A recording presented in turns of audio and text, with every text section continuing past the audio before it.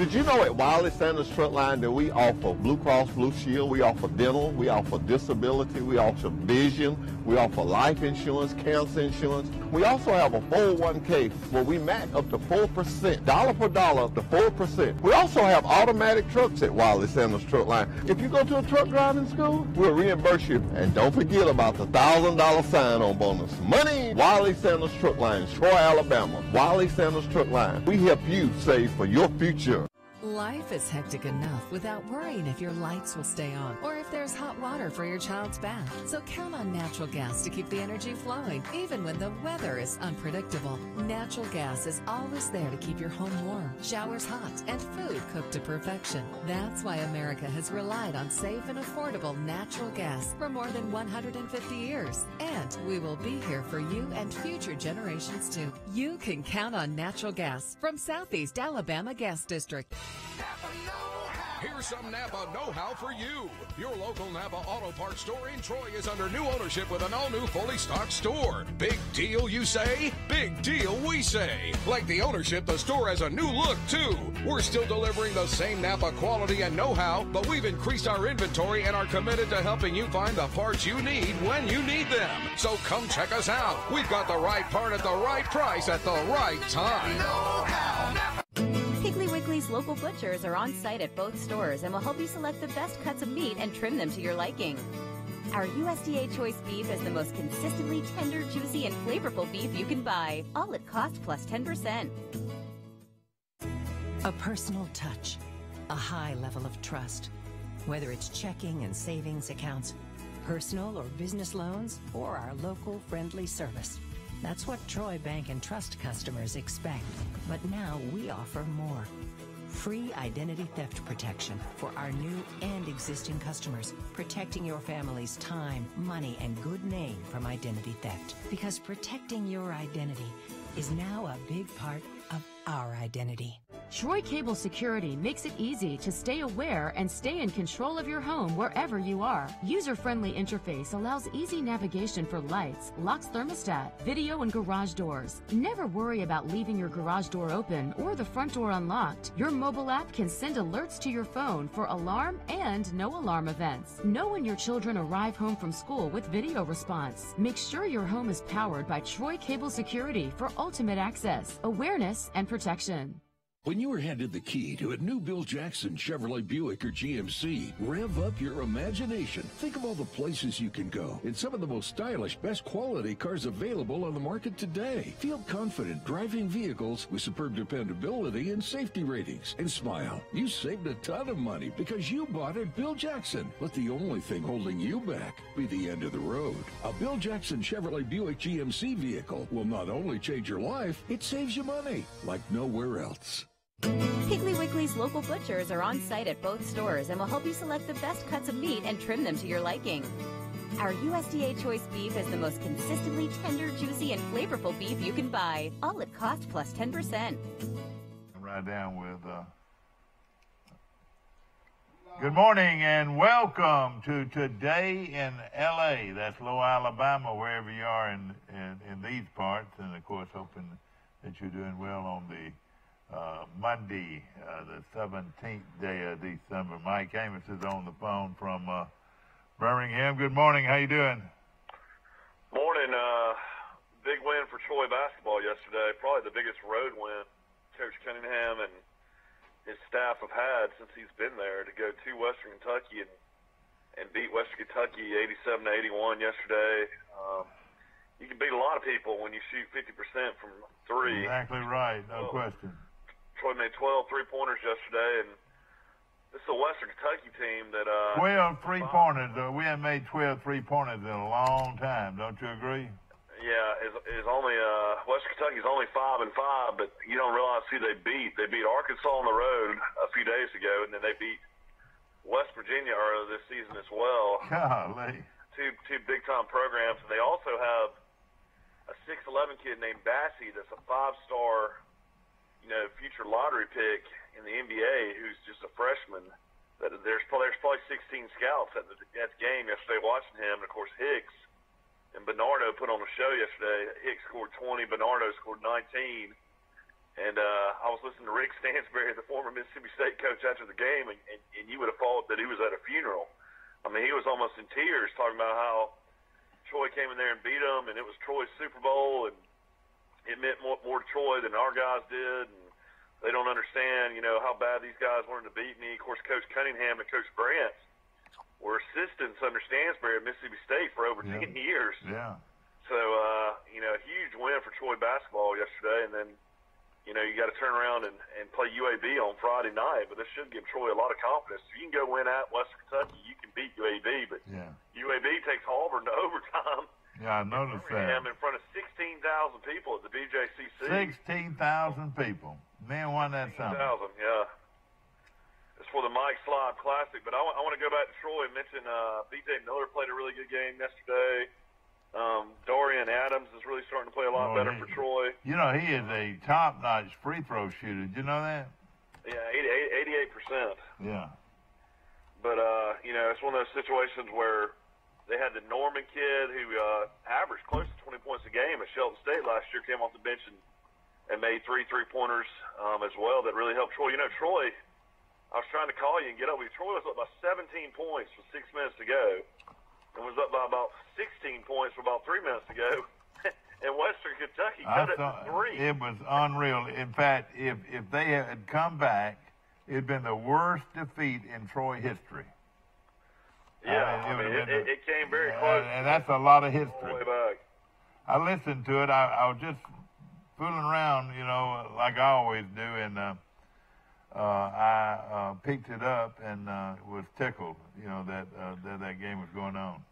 But B.J. Miller scored 15, so your seniors all scored in double digits. Hicks 20, Bernardo 19, B.J. Miller 15, Dorian Adams 10, Javon Johnson 8, Norman 9. So now one of our guys got hurt, though. I hope he wasn't hurt bad. How bad did he get hurt? Who got hurt? One of our players got hurt. Oh, I'm not sure. I'll have to look and see. I didn't know anything about somebody getting hurt. Well, Johnson got hurt. Oh, did he? The freshman or the sophomore, and that's going to hurt him down the road if they don't get him back. They think he's going to be out several games? I don't know. He hurt his shoulder. Oh, okay. Of course, they'll play UAB on Friday night. UAB goes to overtime with Auburn. Jared Harper scores 31 points, and UAB wins that game. Of course, Auburn wins that game. And some really amazing bowl games. I mean, Georgia Southern and Eastern Michigan. I mean, Georgia Southern, how in the world they came back, I don't know. They can't throw the ball to save their lives. And you thought when Eastern Michigan took the lead there. He ran out of the pocket. It was one big play at the end. I mean, they stopped him on a 4th and 10. The game's over. And their little scat back quarterback, who's going to be there for the next 2 years, I mean, we got to deal with him the next 2 years, made the big play. Yeah, Shea Wertz. Of course, they led by 6 points, and Eastern Michigan scored on 4th down from, I think, the 5-yard line to take the lead late. Oh, boy. But that bowl game is one of the crazier bowl games ever. It always comes down to the wire, like the last possession every year. I know it's been amazing. I would think the score has been within 5 points every game. Yeah, I think that's right. Ever since it started, of course, Georgia Southern ran the ball well, ran for 330, 340 yards, but only threw for 33 yards. And I'll tell you what, if you can force them to pass like Troy did, you can beat Georgia Southern. Yeah. And I'll tell you something else about them too. They don't defend the pass very well either. Have you ever noticed that? Yeah, of course. It's one of those type things. The Sun Belt fell earlier that day to Tulane. Louisiana Lafayette had nothing left, it seemed like, in the tank, and Tulane pretty much blew them out late in the 4th quarter, 41-24. So, very unusual record for Louisiana Lafayette. Coach Billy Napier's first year, he's 7-7. Of course, they played in the championship game, so you could lose 7 games and still win 7, and that's their record for his first year. And then Appalachian State, well, the interim head coach, just absolutely destroyed Middle Tennessee State. Yeah, they really. I didn't watch it much. What did they do? I mean, it wasn't even close. 45-13. Oh, Tony man. Franklin, Troy's former offense coordinator, I mean, they just couldn't move the ball against Appalachian State. Stockstill threw a couple interceptions. He threw for over 300 yards, but I mean, they do have a very good defense, don't they? Yeah, they're just physical on defense. I mean, Troy only getting beat 21-10 while all those guys are injured. Looks like a pretty good score now. Yeah, exactly. But you know, that's good for the Sun Belt. You know, they went 2-1 on the day. I mean, I think. You know, last year Sun Belt was 4-1. Yeah, well, that's what I'm saying. I feel you know pretty good that Arkansas State might beat Nevada, and then you got to hope Troy maybe can find a way to beat Buffalo. So I tell you, I'm real concerned about Troy because everything's sort of laid back. The quarterback back. play and the receiver play is the biggest issue for Troy. Yeah. Is who's going to be able to catch the ball. And I'll tell you something else too. It's all about who's the most excited, and I think Buffalo's probably more excited than Troy for some reason. What do you think? I don't know. You know, Buffalo suffered that heartbreaking loss to Northern Illinois in the championship game. So, you know, they're probably, you know, miserable. They're not the conference championships, not playing in Boca Raton against UAB right now. But, you know, at the end of the day, this quarterback's the real deal for Buffalo. 6'7", 250 pounds. Troy's going to have to find a way to get him on the ground, and also they're going to have to find a way to get him on the ground. You know, the crazy thing about it is they got 8 guys on their team that are first-team All-Back. 8 guys. Oh, man, that's crazy. They really do have a good team. Who's their coach, Mike? Their coach is a guy that won national championships in Division III. And this is his first, you know, time coaching Division I. So, pretty amazing turnaround to come from Division III football to Division I and win 10 games already. No question about it. And Buffalo's a big school, too. Neil Brown's made a huge point about how important it is to get to 10 wins. Of course, you know, Troy could, you know, go from 10 wins to 11 wins to 10 wins again. And I think there'll be a decent crowd down there. It looks like the weather's going to be good. Looks like it's going to be sunny on Saturday, and the low's going to be down around 50 to 48. So that's not bad weather. The announced attendance at the Camellia Bowl was 17,710. I like to see people in a misty rainstorm. Yeah, in a rainstorm. Exactly.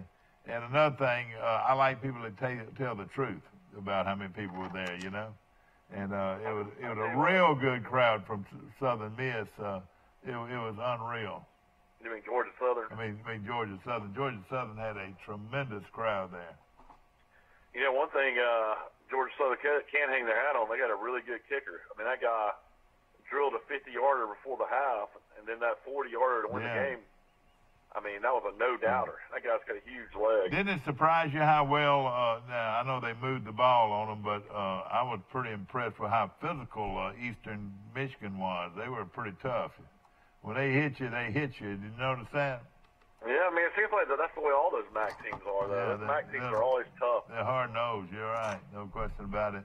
Of course, the Camellia Bowl was another huge success. Johnny Williams, of course, is the executive director of the Camellia Bowl, and they had a tailgate party, Mike, before the game that afternoon. It cost each person $35 to go in. Of course, then all you could eat and all you could drink, which was a pretty good deal. They had bands and rock bands and all kinds of stuff, going on. And they cut it off at 1,000. They had 1,000 people to come to the tailgate, and they had to cut it off at 1,000. Oh man! Can you believe that?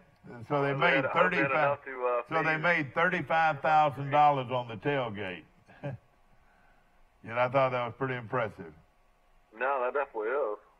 Because, you know, Johnny Williams, everything he touches it with a smile. Everything, you know, have you ever seen him down in your life? Have you ever seen anything really bother him?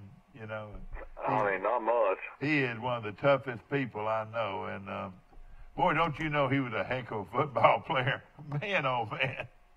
You know, he was everything at University of North Alabama, and and of course he grew up in Tuscaloosa. He could have played for Alabama any day of the week, couldn't he? Well, he was a great baseball player, too, they said. Yeah, he pitched. He was a pitcher in baseball. You're right, was a great one. That whole Williams family from Holt, Alabama, are just all outstanding athletes and great people. Great people, I'm telling you. No question about it. Of course, the big one is this weekend in Mobile, ladies and gentlemen, as Troy kicks off with Buffalo, 6 o'clock kickoff from Ladd Peoples Stadium. Is that right, Mike? Yeah, it's going to be at Ladd Stadium, and of course there'll be some stuff going on at the Renaissance Hotel. If anybody gets down there earlier, there'll be a big pep rally, and the band will be out front. I remember a couple of years ago the pep rally started, and I was looking for you, and you led the team out. Well, I was trying to get everybody together and get everybody's. I go ahead and make sure everybody's in right order, so we won't run into any blockages in the wall. But that is fun for those players to have the crowd all fired up and the band going. You're A right. couple years ago, that was, shoot, I don't know how many people were there. Yeah, you're right. Almost 1,000 people at the hotel before the game. No telling how many, but we've had some great pep rallies from there, no question about it. And people are fired up about bowl games, and it should be a lot of fun. I'll tell you a couple of things about that will be happening on Friday night. They have this huge Mardi Gras parade in which Troy's band and the Buffalo band will be involved in it. I remember a few years back, we were playing Central Michigan, and Central Michigan was, those fans, standing by us, outside the hotel, and it goes to 6, 8 people deep all the way around the area. And they were bragging about how good their band was. And sure enough, their band came marching down, all 250 of them, and they stopped, and they were wearing spats like all those teams like that. Ohio State wears them. So, Steve, you're the best, man. Steve Kemp, the guy that owns this place, brings me the coffee, ladies and gentlemen, and, of course, what a great guy he is. Have you killed a deer yet with any spikes on it? I haven't done. No, you haven't? Boy, I saw a bunch of them yesterday. Yeah, we've done pretty good so far. That's good. Of course, the band, they were, there was a whole group of them. They were very proud of the band. They should be. The band was real good, and they played in front of the crowd and so forth. And then they marched off. And then about 5 minutes later, I said, "Here comes our band." And they said, "Oh, your band? Where is your band?" And our band stopped and blew them halfway across the street, and then blew them again halfway across the street. And they said, "Now I know, sir, now I know what you were talking about." The sound of the South will be in downtown Mobile for that. Yeah, you're the only guy I ever knew in my life that never played an instrument in his life that loved the band as much as you loved the football team. It's pretty amazing. I've said this, it's the truth. I mean, it really is. When I was a kid, we went to more football games than anybody in Troy, Alabama, and more sporting events than anybody in Troy, Alabama. And we were jocks. We loved sports. We loved to play sports, and none of your kids played an instrument either, but you love the sound of the South about as much as you love Troy's football. It's me. The sound of the South is me. Troy University is me. This is where I live. This is where I make my living. This is where I raise my family. This is where I go to church. This is where I developed a subdivision. This is where I live in a subdivision. That's why I have white lights and decorative things at Christmas time. It's me. Hey, I'm all for it's me, Mike. I think everybody ought to be proud of who they are and where they're from, and that sound of the South is a part of me. Dr. Johnny Long is one of my closest friends on this earth, and he'll tell you that, and I feel like I'm one of his closest friends. And I love him. I love the band and what it does and how it recognizes our university and our town every time it marches down a street or blows a horn. And it is one of the finest marching bands in the country. Now I'm going to tell you something that a lot of people are not going to believe, but it's the truth. I hope there's some administrators. I wish Dr. Jack Hawkins was watching this. But I hope the football coach and the band director, Mark and his staff are watching right now. Very few schools in the United States can say this. You look at Alabama and their marching band. The University of Alabama football team's here, and the marching band, the $1 Million Band, is way down here. At Auburn, the Auburn Tiger football team's way up here. The marching band is way down here. As far as value and to their university and importance to their school and to their city. Troy University's football team is up here, and it's great, and everybody loves them. Troy University's Sound and South Band is right there. As far as importance to our university, those two are side by side. Very few places in the country can say that, but the Sound of the South Marching Band at Troy University is just as important as the football team. Can you believe that? So you keep up with the recruiting of the Sound of the South Marching No, Band? but I'll say this. It's important. It is very important to our school, the Sound of the South. What if Troy didn't have the Sound of the South Marching Band? I mean, where would they be? Tell me. How did they come on with the name the Sound of the South, you think? Well, when Dr. Long got here, you know, he was a world-renowned band director at Robert E. Lee High School in Montgomery. Everybody wanted him. You know, he was one of the greats, and his Robert E. Lee band was great. And, you know, Montgomery's Robert E. Lee High School, I guarantee you that band was just as important as that Robert E. Lee High School football team, and they won, I think, the coach there during the tenure that Johnny Long was at Robert E. Lee, I want to say Tom Jones's record was 111-6. Can you believe that? 111-6. All the different schools in Montgomery. And of course the 6 losses were to Lanier, their big rival. You know, he was there about 10 or 12 years. Jeff Davis didn't come till later. No, it didn't come till later. You're right. And you know, one of the first people to play for Jeff Davis was Mike Turk. You know, and he had Billy Livings was the coach there. So Jeff Davis didn't come till late 70s? Yeah, that's right. I always thought Lee was the coach there the whole time. Well, Lee, no, Charles Lee was later. Billy Livings was the guy that was the first coach at Jeff Davis. He was a coach at Lanier, assistant coach at Lanier, and he came over, and Lee replaced him when he left him, and I think he moved down to Boca Raton or somewhere down there in Florida. He's dead now, but he was a very good football coach, Billy Livings. Of course, Tom Jones. Give a recap of the weekend in football. You had Fresno State played Arizona State, was a really good game as well. Fresno State scored a late touchdown and won 31-20. So Fresno State wins 12 games this year, goes 12-2. Yeah, and what is that green thing on their helmet? Is it still on their helmet? The green V. They wear a V for the Valley. Yeah, that's what I wanted. Yeah, okay.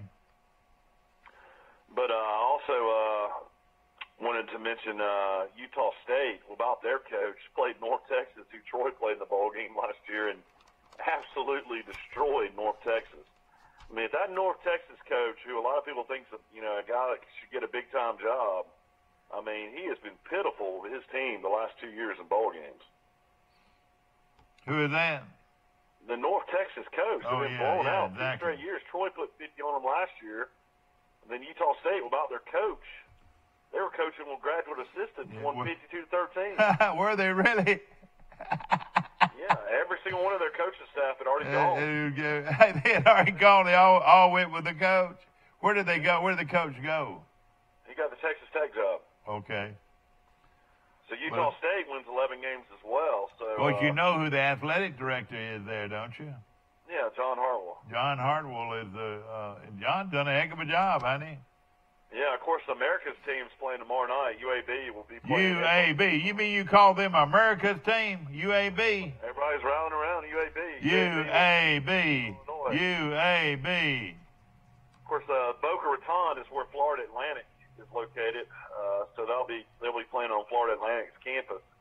But UAB will play Norman, Illinois tomorrow night. Right now out in Vegas, they're a 2.5-point favorite. Okay. And they play Northern Illinois? Yeah, tomorrow night. And then on the 19th, you've got Ohio against San Diego State. And then on the 20th, you got Marshall against South Florida. So these are lined up for games all week long, which will be nice. You'll have FIU against Toledo on the 21st, and then you'll have BYU against Western Michigan, and then you'll have several games on Saturday when Troy plays. Yeah. But you know that Lafayette game, I never want to go play in the Cure Bowl in Orlando because it was on CBS Sports Network. So some national CBS channel that I don't even get on my cable. I don't even know if you get it on Troy cable. You know, if you're not on the ESPN, you know, it's hard to pick up some of these bowl games. Oh, yeah, no question. But what do you say about the Cure Bowl? You know, now the Cure Bowl, you're talking about the deal like that. That was the Phoenix Bowl, Mike, that did that. No, the Cure Bowl in Lafayette was not on ESPN. They're on CBS Sports. Oh, really? National or something like that. Yeah. You know, it's not your regular CBS like some other CBS station they were on. Yeah. Let me put you on hold a minute. Good morning. You're on Today in L.A. How you doing? You got me. All right, let's do it again. Good morning. You're on Today in L.A. How you doing? Hey, Mike's Will Matthews. Will Matthews is thundering down the street heading toward his law office in Ozark. Is that right? That's right. And of course, will there be hot coffee waiting for you, or do you have to stop and buy it? I've got it, drinking it right now. Well, why don't you let me bring Mike in here? I'm gonna put you on hold. All right.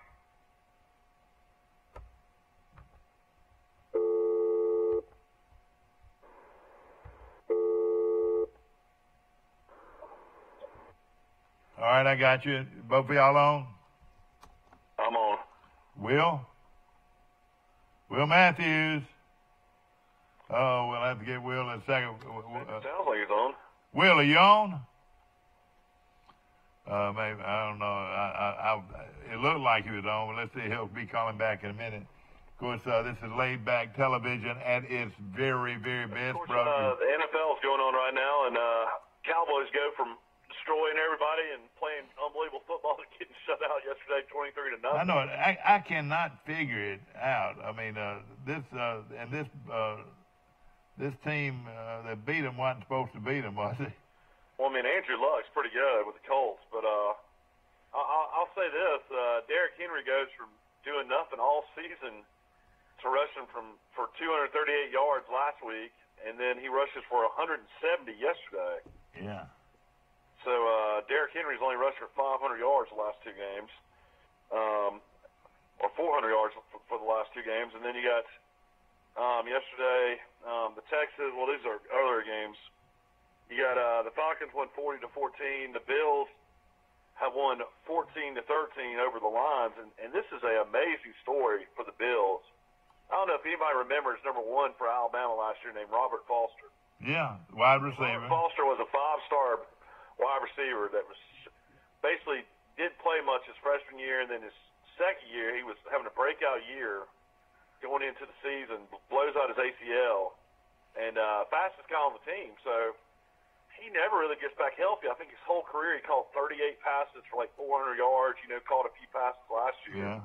But this guy has unbelievable speed, so he doesn't even get drafted by the Bills. Now, all he's done in the last three games is catch, I think about 20 passes, and he's gone over 100 yards a game, 3 straight games for the Buffalo Bills. So this guy is, putting up huge numbers. And, of course, at Alabama, Hurts really couldn't get him the ball last year. All he did was throw to Ridley. But this guy's turning into an unbelievable pro player for the Bills. It's good for the NFL to play like this. Right now, New England's lost 5 ball games and are just, it looks like anybody can beat them. Houston is 10-4. Yeah, Houston and Sean Watson are playing great. The Bears are really good. They beat the Packers yesterday. They're 10-4. The Colts are 8-6, and the Cowboys are 8-6. So the Colts aren't bad. They beat the Cowboys yesterday. Then Pittsburgh's 8-5. Kansas City's 11-3. The Chargers are 11-3. And then who won last night, Mike? Last night the Steelers came back and won 17-10 over the Patriots. No, it wasn't the Steelers. It was the Rams last night. Oh, yeah, the Eagles beat beat the Rams. Sorry, 30. Oh, see, now the Rams are coming back to. They've the lost Rams 3 are still games 11-3 though. Yeah. Well, you know why the Eagles won last night? They went back to Nick Foles because Wentz got hurt. You know, the guy that took him to the Super Bowl last year beat the Rams last night. Yeah. Mike, the father, son. Pretty good backup quarterback. Yeah. Ladies and gentlemen, last night, I don't know if any of you caught it this weekend, but the father-son golf tournament was being held out in Orlando at the Ritz-Carlton Golf Course. And Davis Love and his son, Mike, won the event and won $200,000. Yeah, you know, it's almost not fair because his son, Drew Love, who was, played at the University of Alabama. Did he? For 4 years, yeah. He's played in numerous PGA Tour events, but you're not supposed to be able to pair with your father if you're actual regular on the PGA Tour, and they favor them. You know, all they did yesterday is the father-son, which is unheard of. They shot 56. That is unbelievable. They won by 3 strokes over Stuart Sink. That's a local boy, Florence, Alabama, Stuart Sink and his son. But they didn't pay hardly any money. Why didn't they pay any more money than that? Oh, I mean, I think it's one of those type of things. It was a $1.85 million purse. Yeah, I think Guy Nicholas and his son finished 7th. John Daly and his son was 3rd, and they led for a long time. They shot 62 yesterday, and then Retief Goosen and his son, Toms and his son played real well, and Jack Nicholas, like you said, he and his son, the first round, shot a 61. I saw Pate played. I guess. Jerry Pate, yeah. And I don't know if he played that well. I think they finished 7th. Yeah, that's right. I'm sorry, sure did finish 7th and paid $46,500. Now, if his son takes that money, he's considered a pro, isn't he? No, I don't think that's the way this is in this event. I mean, I think it's one of those type things where probably just goes to charity. Wouldn't you say? Well, I don't think I don't think people participate if they're worried about their amateur status. Exactly. Let's see what old Will has to say about it. Would he and his daddy played in a... All right, Will, how you doing? Good. All right, I'm going to try to bring you on with Mike again because we were talking about this father-son golf tournament. Would you and your daddy done pretty well in that tournament? My daddy and I used to win a lot of tournaments. I know it. Y'all are well known. Yeah. Let me put you on. I'm gonna put you on hold a minute. Got both of them on hold now. Let's see here. I go from hold. Wait a minute. Here we go. All right, Will. I still got you. Yeah. Mm-hmm. All right. I'm gonna keep you on hold and go from here to here to here. All right. I did it. All right, Will, you still on? Mike, you on? Yeah. Will? Yeah. All right, Will Matthews is on, and ladies and gentlemen, Will wants to take this time to wish everybody a Merry Christmas and a Happy New Year. But, Will, something that would happen this weekend I know had to make you feel maybe a little bit sad because you and your dad played a lot of doubles, father-son or doubles matches a lot. Didn't y'all do that a lot? Oh, yeah, we played a lot of tournaments, especially when I was younger. What we call 4 balls, is that right? 4-ball tournaments? Yeah, we played scrambles, 4 balls, all kind of stuff. Did y'all get along good when y'all played? Oh, yeah, my dad was probably the best putter I'd ever seen. He was phenomenal at scramble. And he read the putts for you? Did he read the putts?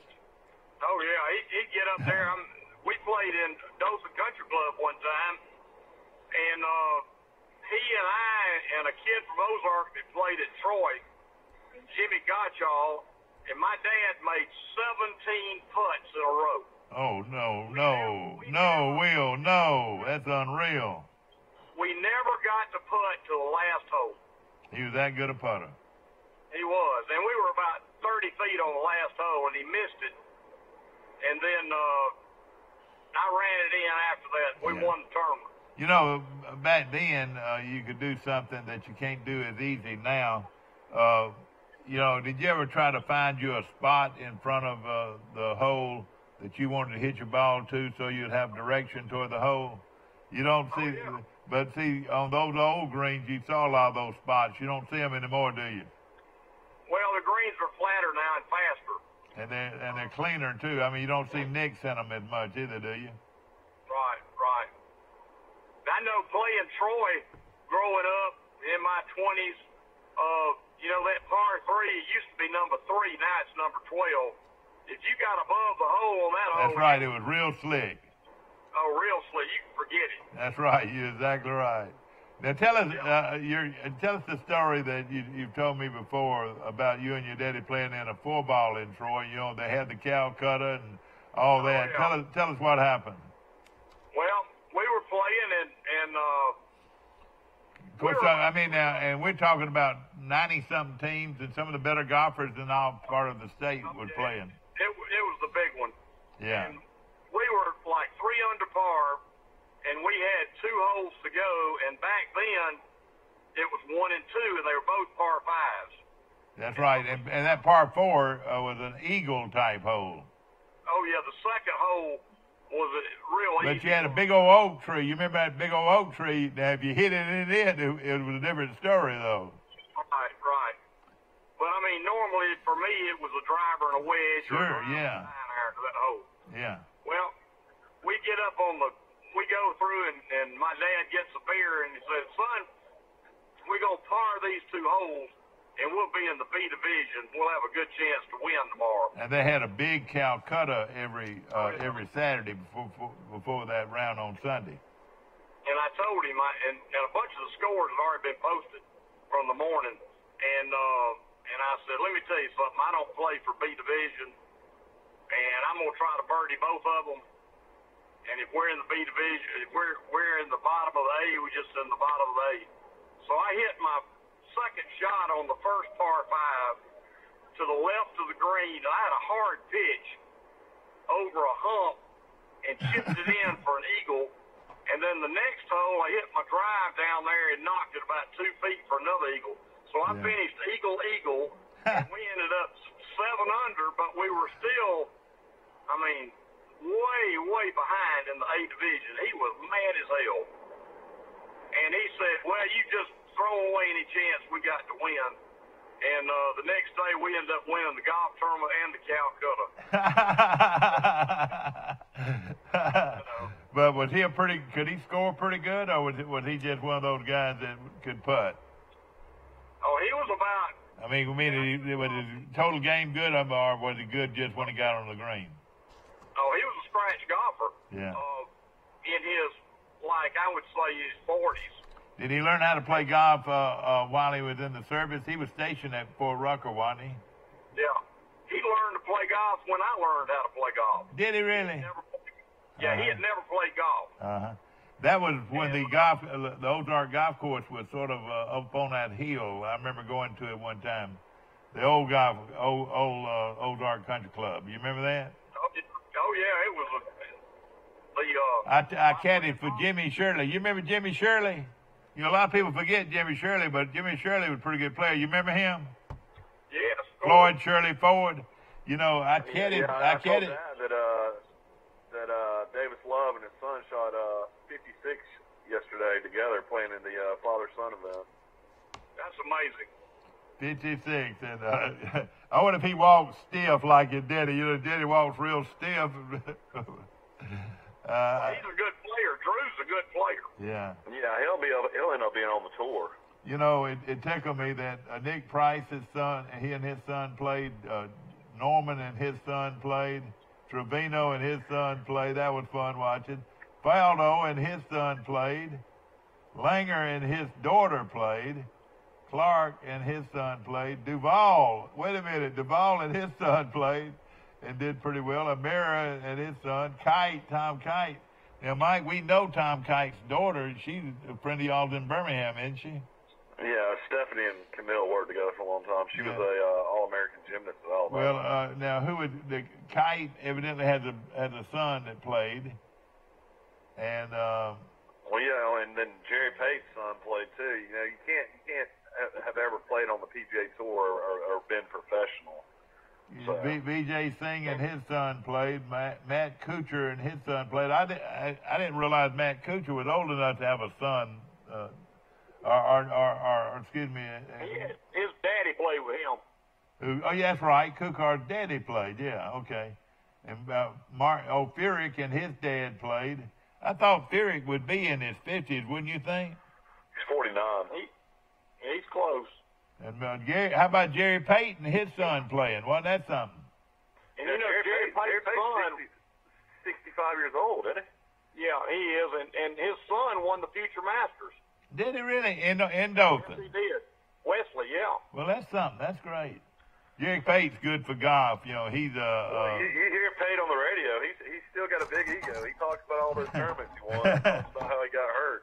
Well, he'll always be known for that long 5-iron shot that he made in the U.S. Open. Is that right, Will? Yeah. Every time, you know, my friend Bob Jones is a member there at Atlanta Athletic Club, and they've got a plaque there where he hit the shot, and it's traditional. Where Pate hit the shot, yeah. Yeah, every time you play the hole, you have to hit a ball from that spot. Do you really? And yeah. That's what we do. And the first time I ever did it, I pull out my, I think I hit a 3-iron or something anyway. And Bob said, "No, you got to hit a 5-iron." I couldn't even get to the. But you know, now he was, when he did that, he was still in college, wasn't he? Or No, he was a rookie. But I knew he hadn't been playing long, and of course, you know, he was Bear Bryant's favorite. God, Bear Bryant let him do anything. You know, you'd see him standing next to Bryant on the sideline. Well, I'm telling you, he was there last year at the National Championship, there next to Saban. Jerry Pate. He ran out with Saban when they won the National Championship. Jerry Pate and Pat Trammell were probably Bear Bryant's all-time favorites, wouldn't you say? Yeah, I guess. You read that kind of stuff, yeah. How old are you, Will? Everybody's wanting to know how old you are, Will. You got to think Bear Bryant loves Snake Stabler, too. Oh, well, yeah, he had to get Snake out of a lot of trouble a lot. I love Snake. Snake Stabler is my all-time favorite player. I'll just have to say that. Johnny Musso's close. Namath is close, but I think Snake's my all-time favorite. I read a lot of YouTube. Do you ever go to YouTube much on your phone, Will? All the time. You ever read those stories about Stabler and Namath and Coach Bryant on YouTube? Oh yeah. Boy, I love that reading. And man, I tell you, there's some footage in there about Stabler that make you cry like a baby. I tell you, he was his children, his girls were fabulous. But, of course, who's your all-time favorite, Will? I know you got some all-time favorites. Who jumps out at you? All-time favorite golfers? Now, Leroy Jordan also, you could almost put him in there. There was four people. Well, Mickey Mantle has got to be in there, be one of my heroes. Go ahead. Well, I was always a Jack Nicklaus fan growing up. That old Jack, boy, you can tell he's aged quite a bit. So has some of these other guys, but Jack's almost 80 years old. Yeah, now he stoops. Has he always stooped that low when he putt? Well, he probably Did you notice how low he stooped the other day? Yeah, he's always putted that way. Yeah. Of course, what made Nicklaus so great? Was it his putter or his short game, or is it? He was a big, strong guy, too, wasn't he? It was actually his driving and his long iron. Well, that was his strength. He was never he wasn't that tall. What was he, like 5'10"? Yeah. Oh, yeah, he's a short guy. Let me ask you this, Will. Everybody can't hit a long iron. Isn't that right? I mean, that's the hardest thing for a skilled golfer to do is hit a long iron. Is that right? That's right. And so you said he could hit a long iron good. What other pros? Most players now don't even carry long irons. Yeah. I mean, like a 2 or 3 iron or 4 iron. I mean, who in the world would want to hit a 4 iron? Oh, he's going to be hitting a 4 iron. What would be the difference between a 5 iron and a 6 and a 3 iron or a 4 iron? What would be the difference? it's just harder to hit a longer straight face club. And has there ever been a golfer? Now, didn't Tiger used to hit a 1-iron? Who used to hit the 1-iron that everybody couldn't get over? Nicholas hit some famous 1-iron shots. Yeah, that's why these guys are so good on the senior tour now. They all hit these. And pardon me, dear Lord, but didn't they used to accuse the Lord of not being able to hit a 1-iron? That was Trevino said that. Trevino's been struck by lightning more than any golfer, wouldn't you say? And he said next time he's out there with a lightning, he's going to hold a 1-iron up in the hand, up in the air, because God can't hit a 1-iron. And that's the truth, though, about Trevino. He's been struck by lightning several times, hasn't he? You know, I've been to the Masters 51 times. 51 times. That is the funniest thing I ever saw. God, it was 40 years ago at least. Bernard Langer was over there for the first time, and I was with my dad, and it was a practice round when they had the par 3 on Wednesday, and we were out on the golf course, and we were sitting down next to number 3 tee, watching them hit drives and then watching them play number 2. And Bernard Langer was putting on the second green, and he putted it off the green. I mean, it was a practice round, but he putted the ball off the green. And Trevino was standing on the 3rd tee. And Trevino hollered over there. He said, "Hey, Bernard, don't you know they're going to cut the greens for the tournament?" He died. Oh, man. Of course, he went on to win the Masters twice. Won it twice, yeah. Bernhard might go down as one of the greatest golfers. He's one of the guys that, I mean, at his age, I think he won the senior version of the FedEx Cup. He won it last year at 61.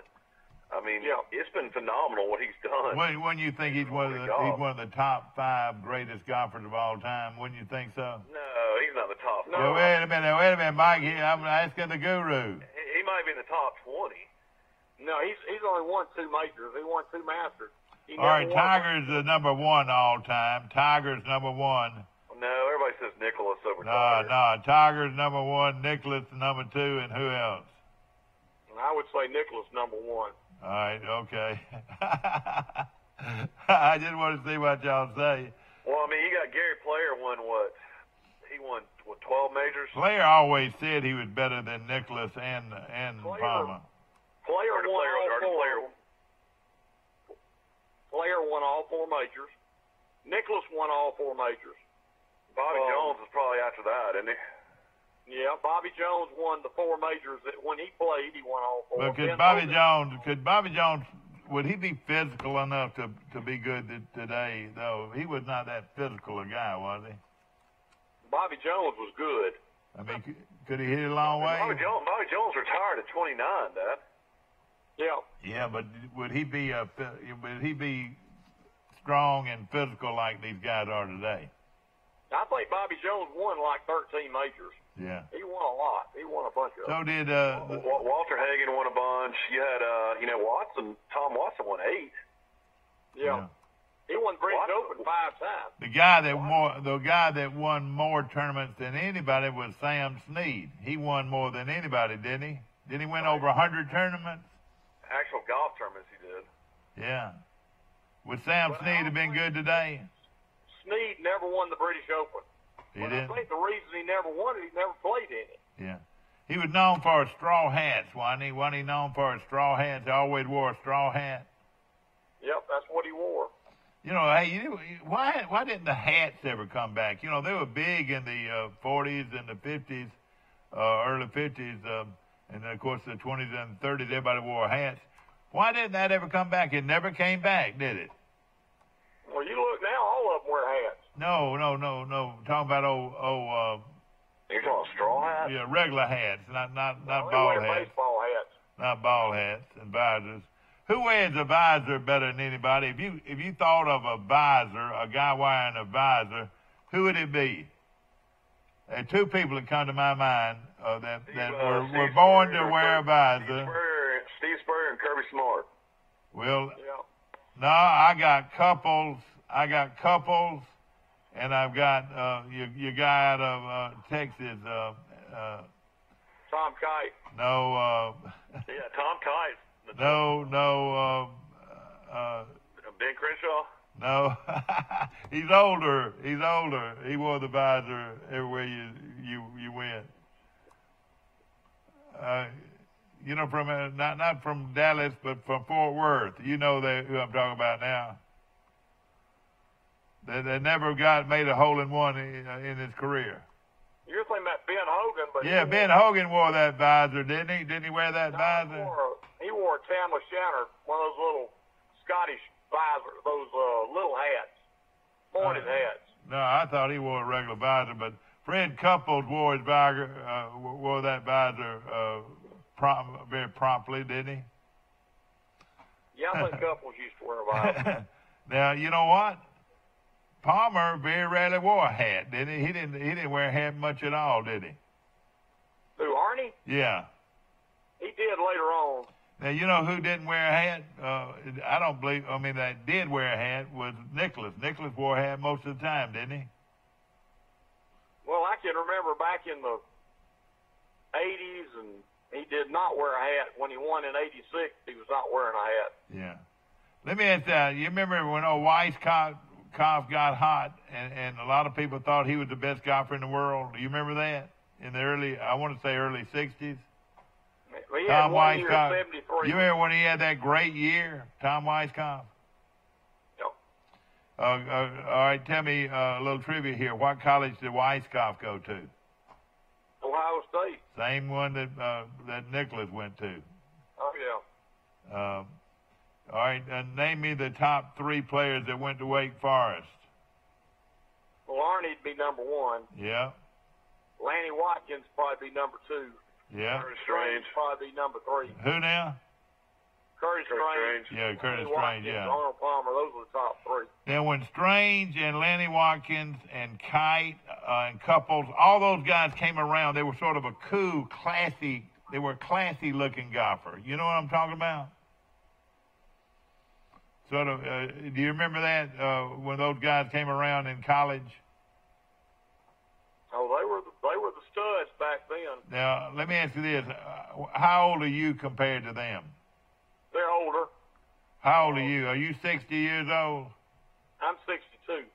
62. And, of course, when you played at at Vanderbilt, who were the best golfers in the country at that time?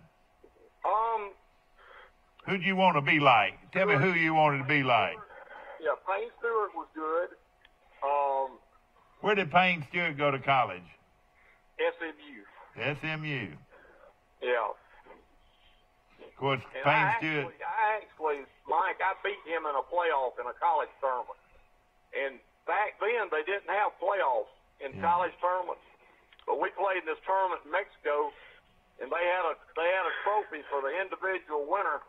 And so they made us go play it off, and we played one hole, and he double bogeyed the hole. You know, it wasn't like I beat him or anything. He just beat him. But he was a real cocky guy. Did you ever even try to go to Q school, Will, and try for No, the PGA Tour? Back then there wasn't any money in it, and so there's more money being a winner. Yeah, my dad said, "Look, you'll make more money as a lawyer, way more money than a pro golfer." And boy, and that was true back then, but now, my God, all you have to do is be out there and you'll make $2 million. Payne Stewart became a very popular golfer on down the line, but he was not a very popular golfer when he was young. They say he was real cocky. Is that right? Well, I liked him. But a lot of people didn't like him, and of course he got I don't know what changed him, but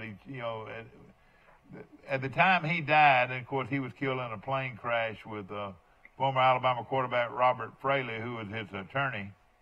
He was one of the most popular golfers in the world, wouldn't you say? One of the most popular golfers in the world when he died. Yeah, Robert and I went to law school together. He had just beat Mickelson in the U.S. Open. All right, I'm going to throw you a little more questions out. Robert Fraley, the quarterback from Alabama, Robert Fraley was known as the what? Well, he never did start, Mike. I know it, but he was well known, though, and he had a nickname. They called him what? This is trivia, Alabama trivia. I called him Robert. No, he was the Winchester Rifle, Robert Fraley. He was from Winchester, Tennessee. They call him the Winchester Rifle. I was at the Tennessee-Alabama game when he wasn't supposed to start, and he started and beat Tennessee something like 5 touchdowns. Yeah. I think Jeff Rutledge was quarterback, got hurt. Yeah, that's right. That's right. And I was at that game. That was a game that I really enjoyed. He came in the game and basically won the game. You know, Tennessee was a huge rival. Of course, the bands and the teams and everybody. You know, to go to Birmingham to see a Tennessee game was something. Now that game that I saw him play was actually in Knoxville. Right. You know, for that game. But you remember a receiver that Tennessee had named Severs? You remember that great receiver they had? His last name was Severs. Yes. Boy, you know, now he played for Bill Battle. And Bill Battle had a quarterback, and what was his name? Condredge Holloway. Condredge Holloway. And he had a running back, and what was his name? Haskell Standback. You remember Haskell Standback? Oh, yeah. And you remember all of those Tennessee linebackers. Everybody knew their linebackers. Jamie Rotella and Connor and all those great Tennessee linebackers. You remember that? Jackie, what's the name? Jackie Reynolds, yeah. But you remember Tennessee was known for their linebackers. And then Hackshaw Reynolds. They call him Hackshaw, didn't they? Jack Reynolds, yeah. Yeah. But Tennessee, bless their hearts, at one time was so well known as a program. Mike, my dad took me to Jackson, Mississippi, to watch Tennessee and Ole Miss I was like 13. And Tennessee was ranked number 2 in the country. And they had Archie Manning. And one of the Tennessee players said they were like a bunch of billy goats or something. I mean, yeah, that's right. I remember that. Bunch of mules. But all they do is plow mules or something. And they beat them 38-0. It was awful. Yeah. We left in the third quarter. My dad, he said, "I've had enough of this." Yeah. But back, if you want to see Archie Manning, he'll be down in Mobile for the. In fact, ladies and gentlemen, you're right. On Friday, it's $30, but it's very well worth it. All the bands will be there, and the football teams, and the guest speaker will be the great Archie Manning. Mike, when was the last time we saw Archie Manning, and we saw him in New Orleans? Tell us where we saw him. Probably at the party was at Archie's Manning's place. You remember that? Oh, it was at Manning's. And they said he stood behind the bar and watched the entire thing. And of course, a great man, Archie Manning. Will, what number did Archie Manning wear? 18, wasn't it? Well, not in the pros. 8 in the pros. That's right. You're right. You're exactly right. You win a cup of coffee from McDonald's. Ladies and gentlemen, it's Christmas time. Very important. We want you to shop Troy for Christmas, as old Santa will be coming around the corner before you know it. Shop Troy this Christmas. We'll be back. Piggly Wiggly's local butchers are on site at both stores and will help you select the best cuts of meat and trim them to your liking. Our USDA Choice beef is the most consistently tender, juicy, and flavorful beef you can buy, all at cost plus 10%. A personal touch, a high level of trust. Whether it's checking and savings accounts, personal or business loans, or our local friendly service. That's what Troy Bank and Trust customers expect. But now we offer more. Free identity theft protection for our new and existing customers, protecting your family's time, money, and good name from identity theft. Because protecting your identity is now a big part of our identity. Troy Cable Security makes it easy to stay aware and stay in control of your home wherever you are. User-friendly interface allows easy navigation for lights, locks thermostat, video, and garage doors. Never worry about leaving your garage door open or the front door unlocked. Your mobile app can send alerts to your phone for alarm and no alarm events. Know when your children arrive home from school with video response. Make sure your home is powered by Troy Cable Security for ultimate access, awareness, and protection. When you are handed the key to a new Bill Jackson Chevrolet Buick or GMC, rev up your imagination. Think of all the places you can go in some of the most stylish, best quality cars available on the market today. Feel confident driving vehicles with superb dependability and safety ratings. And smile, you saved a ton of money because you bought at Bill Jackson. Let the only thing holding you back be the end of the road. A Bill Jackson Chevrolet Buick GMC vehicle will not only change your life, it saves you money like nowhere else. Piggly Wiggly's local butchers are on site at both stores and will help you select the best cuts of meat and trim them to your liking. Our USDA Choice beef is the most consistently tender, juicy, and flavorful beef you can buy, all at cost plus 10%. Back to our show. Mike Amos, are you still on with us? Mike, I think, dropped off. Will Matthews is with us, and I hope that everybody's doing well. Sheila was brilliant again. Sheila Jackson and Sheila and her friends were performed to a overflowing crowd at the Claudia Crosby Theater this past Friday, and of course, as always, she was just spectacular. Have you ever heard Sheila Jackson, Will, this great singer from Troy? Never heard of her. Sings the national anthem and also just, has a huge concert every year. And, of course, has just a fabulous voice. And she... Hey, Mike, do you know anybody going to Miami? No, I don't right now. To the Orange Bowl? Yeah. No, are you going? I'm going. Yeah, I'm going to California, too. Oh, yeah. Okay, well, that sounds good. Now, who are you going with? You got somebody you're going with, don't you? Oh, yeah. Yeah.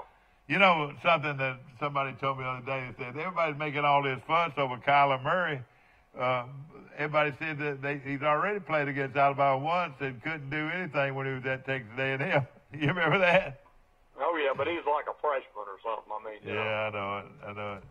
But it's going to be a great game, this Oklahoma-Alabama game. But I think, now, and I think Oklahoma's going to be better on defense. They're going to work on it. They're going to make some adjustments, and they're going to be much better than they've been. But will they be able to?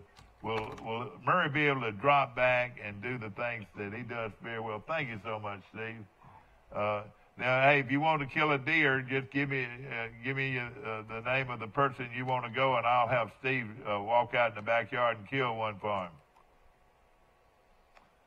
You never have been a big hunter, Will? You're a big hunter at all? But you know, I think Alabama and Oklahoma are going to light up the scoreboard. Well, I would be afraid. Right now, the over/under is 80. No, it'll go way over that. But I would be afraid to take it over. I really would. That means 80 total points. That means the final score. They'll make 60. If the final score was 42-38, it would be 80 points. That's you would right. break even. Yeah. But of course, it's going to be a big one. You know, Notre Dame. One thing we might be overlooking. Notre Dame might be a better matchup with Clemson than we think. What do you think? No. You think Clemson will kill them? Kill Notre Dame. No. Notre Dame can't stay on the field with Clemson. Well, you know, Clemson is just a 56 is the over/under. They don't expect many points to be scored. Well, I mean, Notre Dame has got a very good defense, and I think that's what they're. But Clemson's favored by 12 points, so yeah. You know.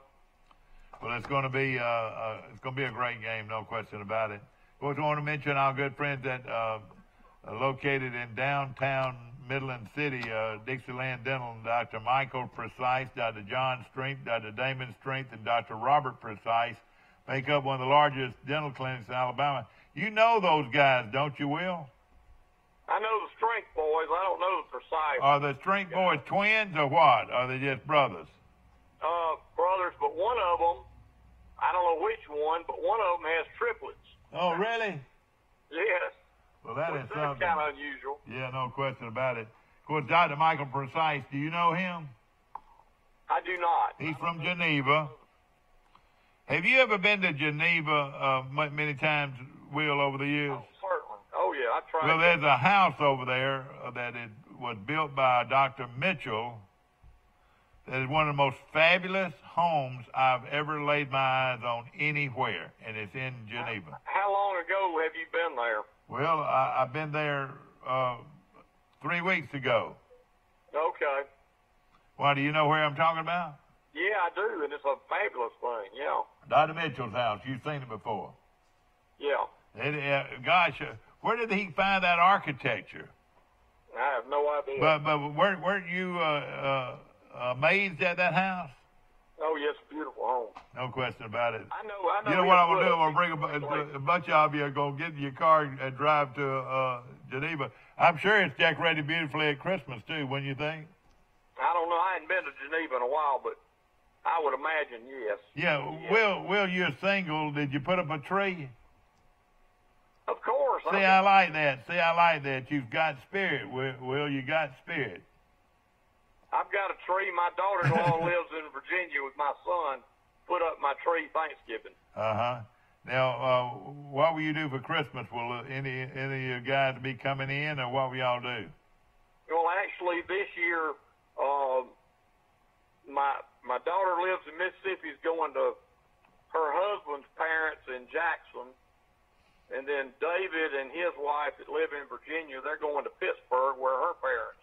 Oh, okay. And my daughter that practices law with me and her husband, they live in Ozark, and his parents are in Ozark, so they're going to stay in Ozark. Well, gosh, Will, I'm trying to find somebody that you can spend Christmas with. You have to be at home by yourself and make you some stew, or what? No, I'm dating a lady from Fort Walton, so I'll be in Fort. I went by the Yellow House just a day or so ago. You went by the Yellow House. You still have that house? Oh, yeah, the Yellow House will be quiet until the spring. Oh, it will? Yeah, we won't be going there. Oh, boy. But y'all had a place at the beach most of your life, is that right? All of my life. I mean, it was built in 1925. Yeah. You know, my father-in-law started out with a crow's nest. You know where all these places are, don't you? Oh, yeah, certainly, yeah. Yeah, they had the crow's nest, and then he sold it out to Bill Sanford and Johnny Crease. You knew them. The Sanford boys, and Bill and your buddy Bill married into that family. Now Sanford's place is very close to my place on the side. That's right, exactly. And that was the old crow's nest, and and Bill the golfer, Bill from Enterprise. Bill Hamrick. Bill Brunson. Bill Brunson married into that family. You know, they have a place together there, and of course, been there for a while. And then Roy Crow, my father-in-law, he built on down the beach down at Sunnyside. Right, that's where we are. And we have sold that house since then, and have got a place at Laguna Beach. But I wanted to mention a lot of traditions. Out of all those years, did y'all ever go to the beach and spend Christmas? Did y'all ever, or did y'all always stay in town? We always stayed in town. And of course, a lot of family there. And of course, on your side of the family, it's a that's a big group, isn't it? That was a big family, wasn't it? Oh yeah. And of course, the Carols. Mike, I gotta run. Y'all have a good Christmas if I don't talk to you. Well, hopefully you will. Hopefully you will talk to us. When does Troy play? Troy plays on Saturday at 6 o'clock kickoff from Ladd Peoples Stadium. They play Buffalo University, and it's going to be a great game. I tell you, it'd be a lot of fun to come down there. Huh? This week or next week? Is it this Friday week, this Friday. I mean, this Saturday, the 22nd. Yeah. Okay. Wait a minute now. Yeah, the 22nd.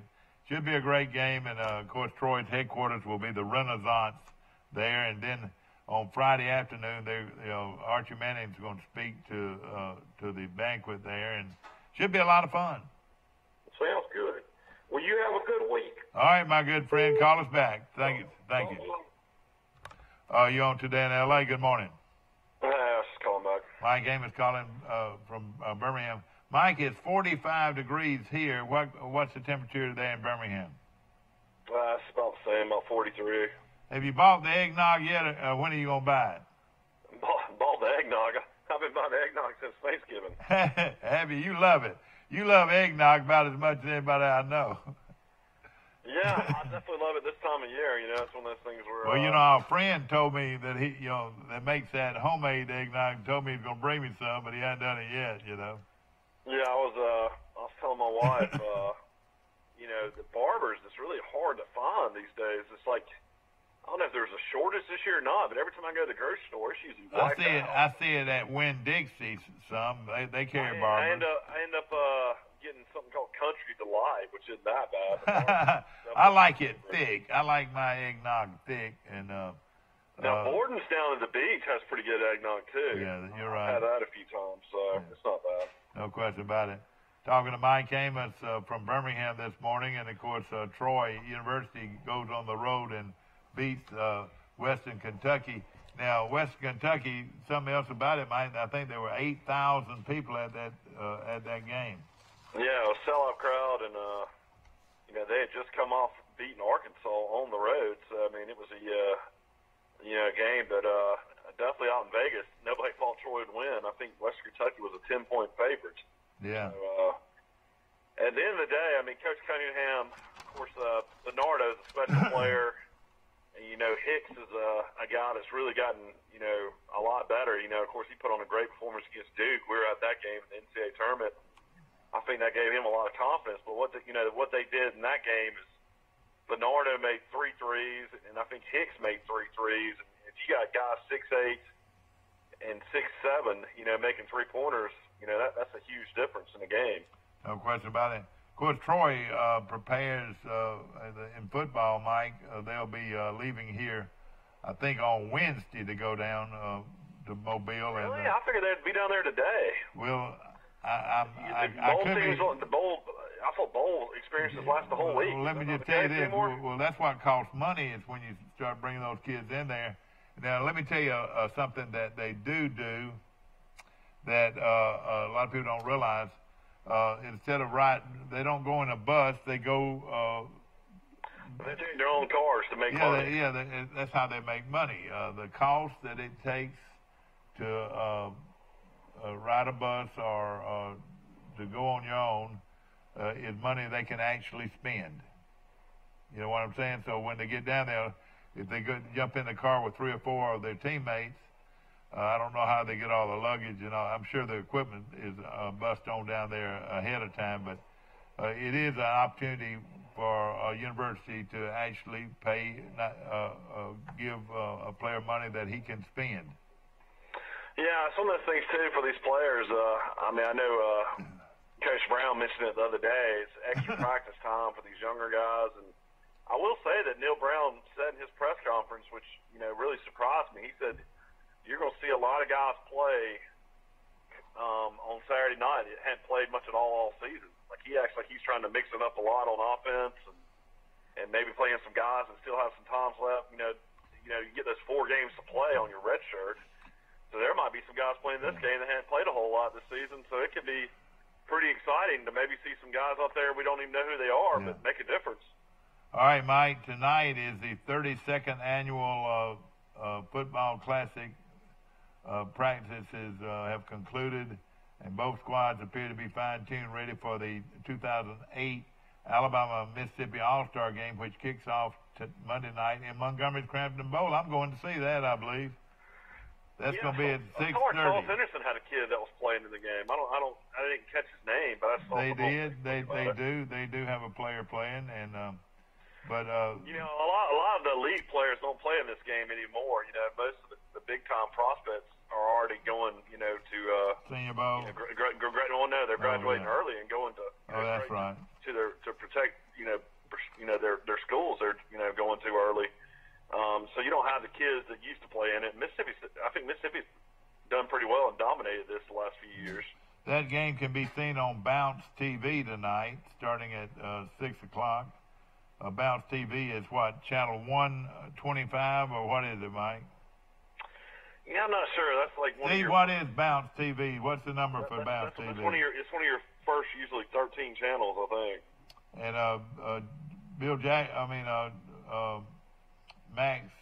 Max's radio station is going to be covering it.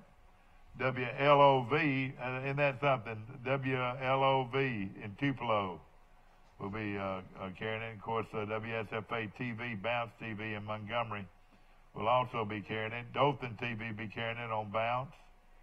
And WBRC in Birmingham will be carrying it, Mike, on Bounce. Good news for Alabama fans that are looking for a kicker. They signed the top kicker in the country, Will Reichard, out of Hoover High School. And there's a big article about him on AL.com. What, you mean the guy at Hoover's the top kicker in the country? Yeah, and in his career at Hoover, he was 27 for 31 in field goals. 102. More importantly, in extra points, he was 109 out of 109. Oh, and then man. in kickoff touchbacks, he was 186 out of 188. Golly. But the crazy thing about it is he shared duties with this other kid out of Hoover that was the starting kicker at Nebraska this year. So they had these two great kickers on Hoover's high school, and they said back in high school, one guy would kick an extra point, then the next guy would kick the field goal, the next guy would kick the extra point, the next guy would kick off, and then the next time the guy would kick off. So, I mean, pretty amazing. They have these two great kickers at Hoover. Those games can be seen tonight on channel 102 on your dial, on your Troy cable dial, 102. That's Bounce TV, and you'll be able to watch that game from Montgomery tonight, 6:30. It gives me something to do, mate. I think I might ride up there. It sounds like... Is Martin's restaurant going to be open? Yeah, that's right. Your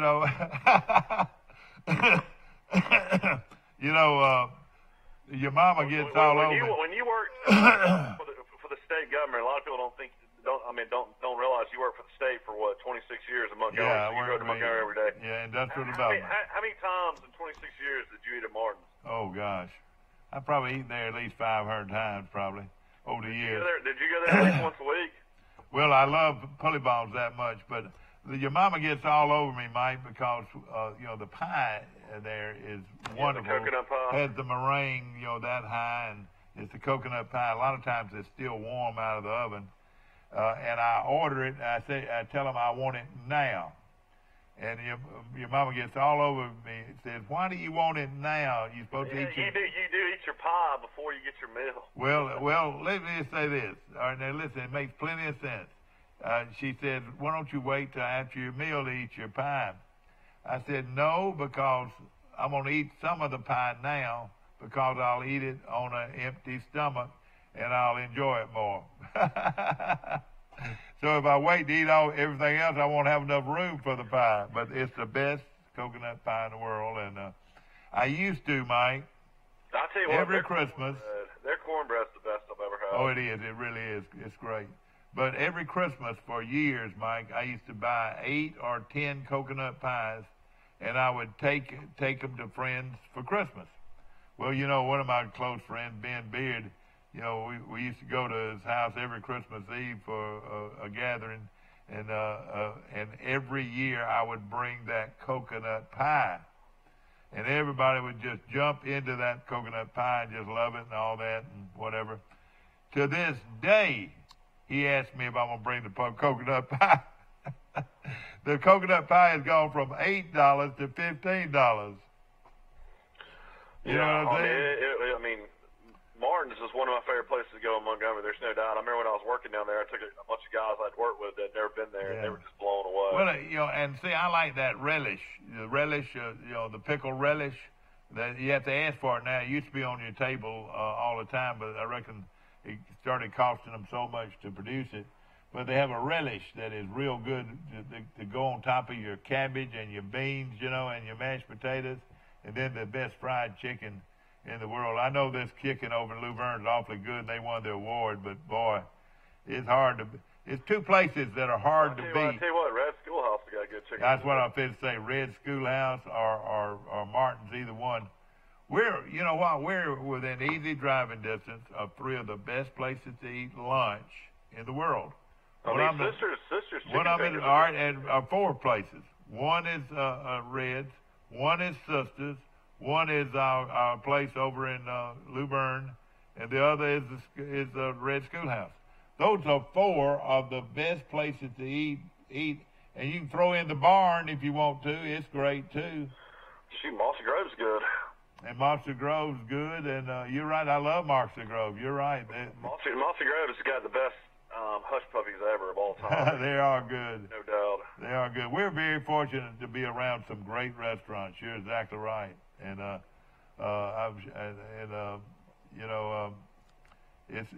I was telling my wife the other day. I said it's crazy. Birmingham's got over 1 million people, maybe 1.5 million in the metro area. I mean, the meat and threes are decent. I mean, they really don't even compare to what I have growing up down in Troy and Pike County and the surrounding areas. All right. Nikki's is good, but I mean, God knows you get a meat three. Yeah. And Nikki's West, and you're gonna spend $15. I can go eat a buffet at Sisters for 11. Yeah, exactly right. I'll tell you something else. The prices now that people charge in Birmingham, Alabama to go eat lunch. I can't go anywhere in Birmingham, Alabama and not eat lunch for at least $11. Panama City is making a big to-do because what's her name is moving one of her restaurants to the Pier Park in Panama City. I know what you're talking about. The chef? Paula Dean. Paula Dean. All right, she's moving a big buffet to the what did I say? The name of it? Pier Park. And let me just say this. We've got the same restaurant at Sisters over here, which is just as good or better. You know, I was in Savannah, and there was this huge line to get into Paula Dean. So they had some windows that you could look through and see the food and whatever. And I turned around and told your mama, I said, honey, we can get this and more at Sisters Restaurant in Troy. I mean, all it was fried chicken and fried okra and your favorite. Now you rank their squash casserole with any you've ever had. Yeah, Sisters got the best squash casserole, best dressing. The best dressing. Now we'll buy dressing for Christmas to take to Birmingham from Sisters, and you better go ahead and get your order in now. That's the best dressing in the world, no question about it. Of course, you're at my favorite place down at the beach. My wife and I have a home at Great Beach, and you're in the Red Bar eating the grouper fingers this weekend. Boy, and I did, and let me tell you, it's more than I could eat. And I tell you what, you get the fish and chips at the Red Bar, and they'll give you more grouper than you can eat. It's that good. Yeah, the Red Bar is famous for their gumbo too. They got great gumbo, and then they've got the best key lime pie ever. Yeah, they do have great key lime pie. I ate half of it there and took the other half with me and ate it that night. I tell you what, it looked like a ghost town in there. It looked like y'all the only. Oh yeah, you're right. It was not a big crowd, and of course it's Christmas. It's Christmas. Merry Christmas. You know, it's not Merry Christmas. It's Merry Christmas. Did y'all look in the yard and see if our picnic table was still there? Yeah, it was still there. I noticed it. It sure was. We love to go down there as much as we can. There's one thing about Grayton that's awesome is during the winter months when it's not so crowded down there and you don't have near the traffic. But man, 30A and Seaside and Watercolor is year round most places now. I mean, what he can do. Never seen so many bicycles in my life than down in 30A and Great Beach down there. What Michael can do that very few people can do on either side of the Gulf or the Atlantic side. Now you can do it, I would think, on the Atlantic side a few places. But Grayton's the only place I know where you can drive your truck out on the beach. Is that right? Yeah, it's one of the only places down in the Florida Panhandle that you can do it. That's right. You got to be permitted though to get out there. How about down on the western side of the Gulf? Wouldn't you think? Or I know, like in Daytona, I think you can drive a truck on the beach. You can. You're right. In Daytona, you can. Yeah. But that makes it unique to be able to do that, doesn't it? Well, that's the best thing about it. I mean, you can bring your truck and everybody's sitting in the back. When you got kids, you just load up umbrellas, chairs, and you're talking about breaking down within a minute, and you're throwing everything in the back of the truck, and then you're heading back to the house. No question about it. It's very, very unique. Makes great in a very unique place, no question.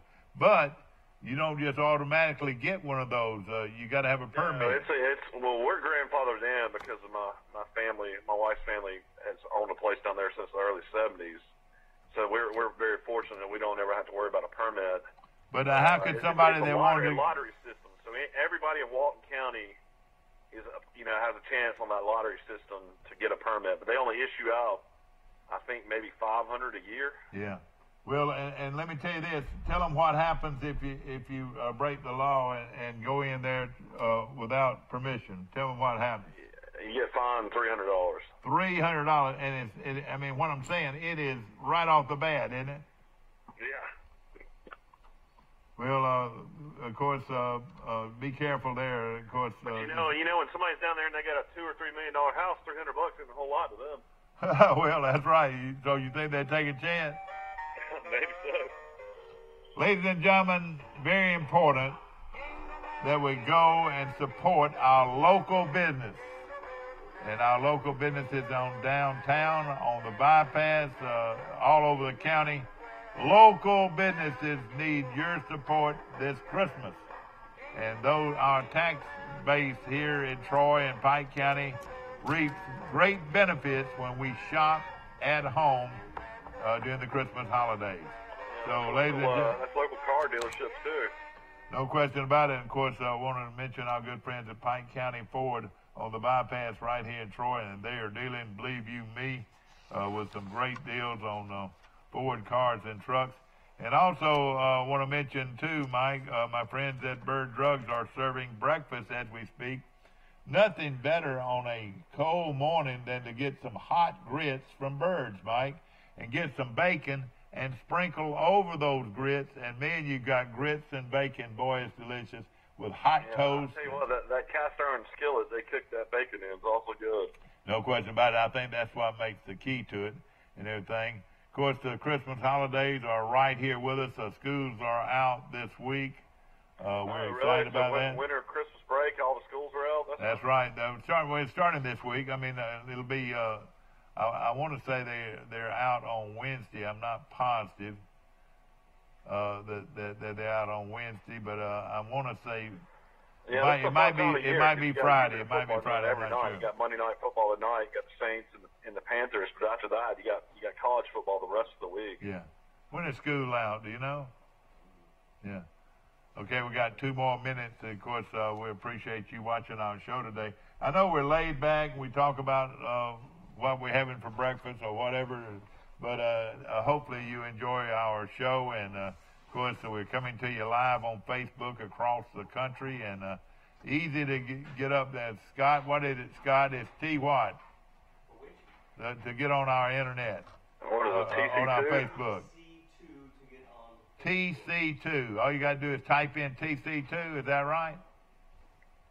Is that right, Scott? Yes.